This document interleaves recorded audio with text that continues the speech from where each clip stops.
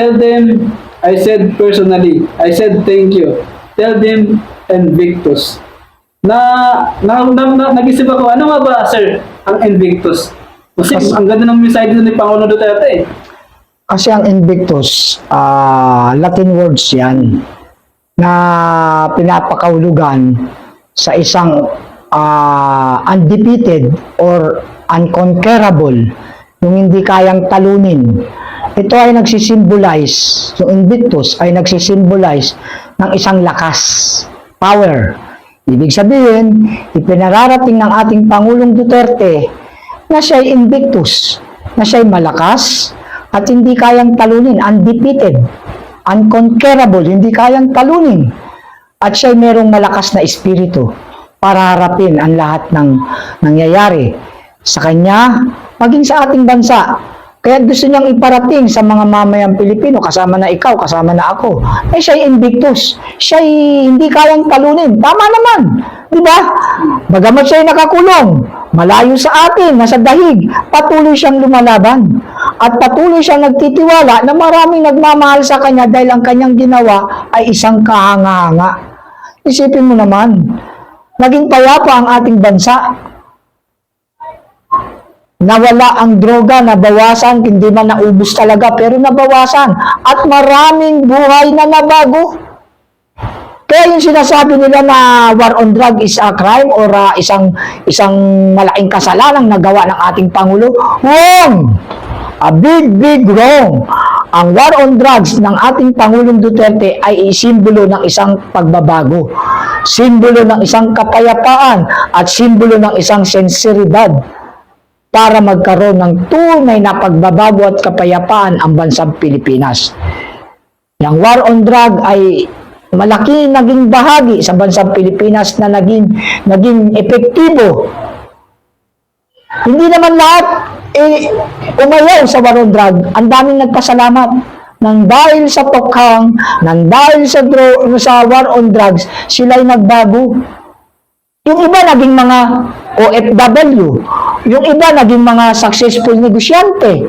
Di ba ang dami nagpapatunay na nagpapasalamat kami sa war on drugs ni Pangulong Duterte kasi nagkaroon kami ng isang tunay na pagbabago, na-rehabilitate kami, at ito kami ngayon, successful na negosyante, successful na OFW. Kaya, yung sinabi ng ating Pangulong Invictus siya, wow, it's a great words na isang word for today, Invictus. Unconquerable, undefeated, symbolizing of strength ng isang magiting na dating Pangulong Rodrigo Roa Duterte. Salute, Invictus! Ibig sabihin, sir, kahit napakulong man nila, si Tatay Digong, nailayo man sa bansang Pilipinas, nailayo sa mga nagmamahal sa kanya, pero hindi talaga pa rin sila nagtatagumpay. Yes! Ang akala nila yung pagpapadala sa daig sa Pangulong Duterte, sa Pangulong Rodrigo Roa Duterte ay tagumpay nila. No! A big wrong!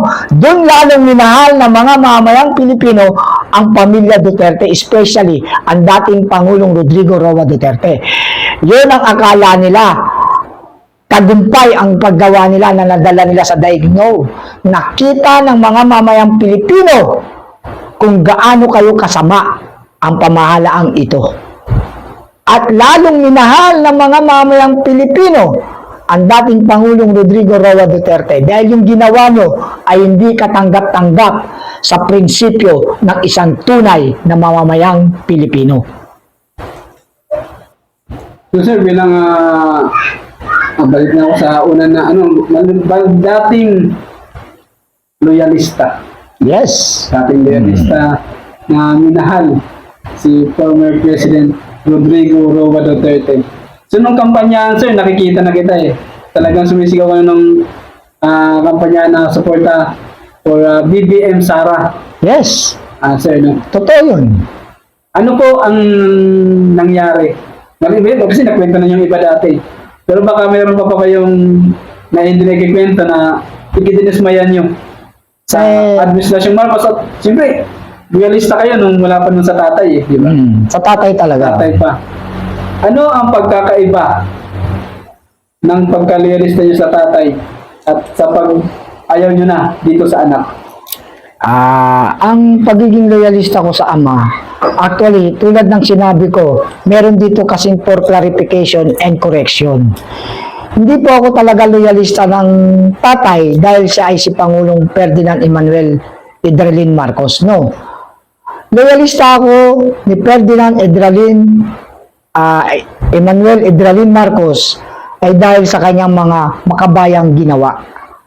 Yung mga proyekto na pinakikinabangan natin, andyan yung Kidney Hospital, andyan yung Lung Center of the Philippines, andyan yung Heart Center, andyan yung PGH, andyan yung maraming hospital na pinagawa na ang nakikinabang ay ang next generation o kami, tayo. Kaya ako'y naging loyalista ng kanyang ama dahil dun sa mga magagandang makabayang ginawa. Pero, etong anak na ang aking buong akala ay gagawin ang ginawa ng kanyang ama na magproyekto para sa mahihirap at higit sa lahat yung pangako niya na continuity ng build ng ating Pangulong Rodrigo Roa Duterte ay kanyang itutuloy. Pero, ako'y nabigo. At hindi ko nakita ang continuity ng build. At yung mga ginawa ng kanyang ama, na bagamat na sinasabing kurakot, na totoo namang may pangunurakot din talaga. Pero may pakinabang ang mga mamayang Pilipino. Bakit? Noong panahon ng Pangulong Ferdinand Emmanuel Edralin Marcos, nasa atin po ang pamamahala ng kuryente. Nasa atin po ang pamamahala ng nawasa yung MWSS, yung tubig. Nasa atin din po ang pamamahala ng iba't ibang ospital. Marami pong pag-aari o government-owned ang gobyernong former President Ferdinand Emmanuel Edralin Marcos. Nasa kanyang pamamahala ang dating mga private na ngayon. Kaya, minahal at naging loyalista ako ng ama. Pero ito, pamamahala ng Ferdinand Bongbong Marcos Jr. ay malayo at wala ni sa kalingkingan ng kanyang ama. Kaya ako'y nabigo at nakita ko na gewang ang pamamahalang BBM. Tulad na sinabi ko kanina, hindi ako loyalista ng tao. Loyalista ako ng isang pangulo na gumaganap sa kanyang tungkulin o mandato sa pagpapaunlad ng ating bansa at pagbibigay ng magandang antas ng pamumuhay sa mga mahirap na mamamayang Pilipino. That is my loyalty. Pero ang lahat ng yan ay wala nga, walang empathy, walang pagmamahal sa mga mamayan, walang mga proyekto, walang kapakinabangan, bagkus puro pagnanakaw at korupsyon. Bakit pa ako magiging loyalista? Hindi na nga ginaganap ang pagiging makabayan. Kaya ako nag-withdrawal of support. Kaya nawala na ako sa pagiging Marcos loyalist. Na wala namang ginagawa para sa bayan at mamayan, ba't ako mananatili doon? Kaya ang aking loyalty ngayon ay nasa dating Pangulong Rodrigo Roa Duterte. At nasa anak niyang si VP Sara Duterte, at nasa anak niyang Mayor Baste, at nasa kanyang anak na Congressman Pulong. Nandun na lahat ang aking loyalty dahil sila ang gumaganap sa kaunlaran ng ating bansa at kapayapaan ng ating bansa at pag-continuity ng build. Kaya ang aking loyalty ay nasa kanila. Ibig ko sabihin, kung sino ang politiko o pangulo o mga government official na gumaganap ng kanilang mandato para sa bayan at mamayan, nandoon ang aking loyalty.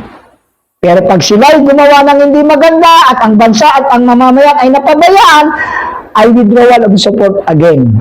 Because my loyalty is in the country and peoples. Yun po yun. Yun po ang pagkakaiba. Kaya I'm very sorry sa Pangulong BBM kung ako man ngayon ay nawala na sa pagiging Marcos loyalist dahil naman wala naman talaga po ako nakikitang pag-asa at pag-unlad ng ating bansa. Puro nakawan, puro impeachment, puro paggawa ng mga karumal-dumal na hindi natin malaman kung saan mga pera, trilyon-trilyon nawawala. Andyan yung nag-withdraw ng gold reserve natin, inilabas nila, andyan yung Maharlika Fund, andyan yung excess PhilHealth Fund, andyan yung puro anomalya ang nakita ko. Kaya nawala ang aking loyalty sa kanila.